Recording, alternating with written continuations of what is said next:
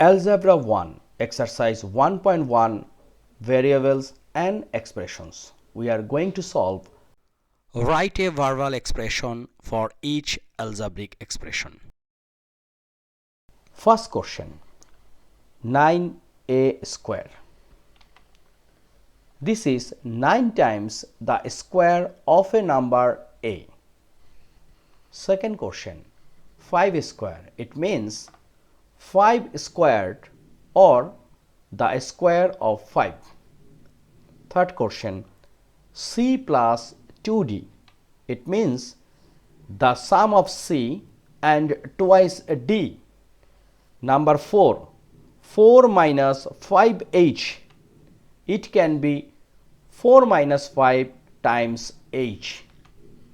Number 5, 2b square. We can say twice the square of b.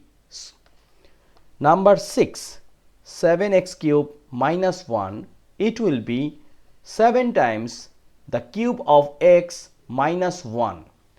Number 7, p to the power 4 plus 6r.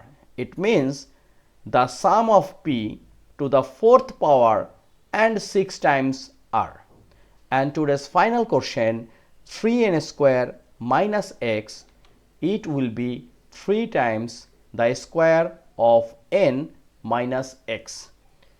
Dear student, I am trying to follow McGraw-Hill Algebra 1 Homework Practice Workbook. Step by step, I will try to solve whole book. Please stay with me. My channel name Quantify online course, and I hope you will learn lots of things from this channel. If you have any question, please write a line in the comment section. Thank you.